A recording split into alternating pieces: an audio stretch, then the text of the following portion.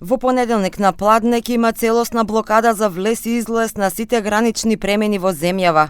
Камионските превозници од Србија, Босна и Херцеговина, Црнагора и Македонија ќе ги паркираат камионите на сите гранични премини во овие земји и целосно ќе го блокираат товарниот сообраќај кон Европската Унија и транзитот низ регионот.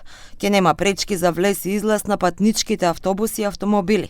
Протестот е заеднички со цел да апелираат да се променат правилата во новиот систем за влез и излез на Европската Унија за пресметување на денови за престој на возачите.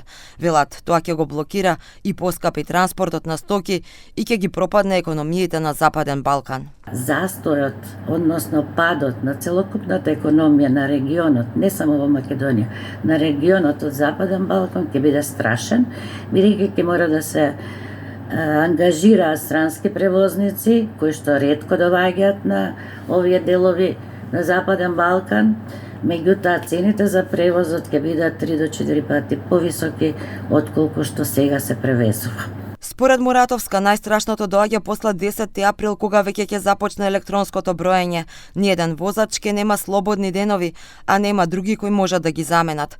Балканските превозници веќе се во паника, бидејќи европските земји депортирала 100 возачи, а уште 100 се во процедура.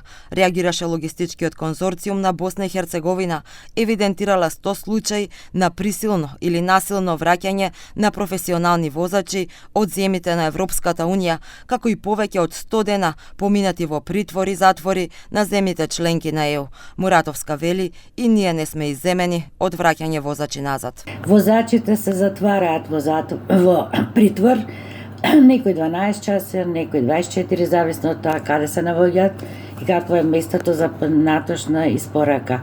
Односно ги депортираат со авион затоа што веќе немаат денови. Овие лица не се терористи, не се мигранти, а со нив се постапува како да се најголеми криминалци. Балканските транспортери одамна алармираа за проблемот. Европската комисија веќе се огласи за најавената блокада на границите.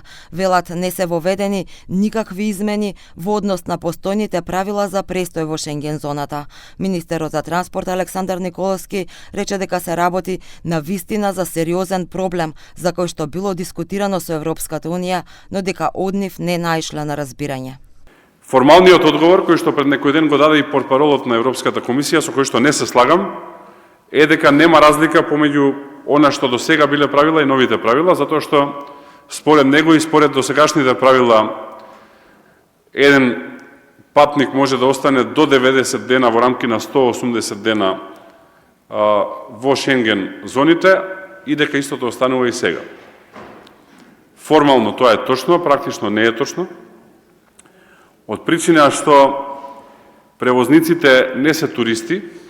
Муратовска е децидна, ако останат овие правила на броење на денови на престој на возачите во ЕУ, не чекаат празни рафтови во продавниците и колапс на стопанството.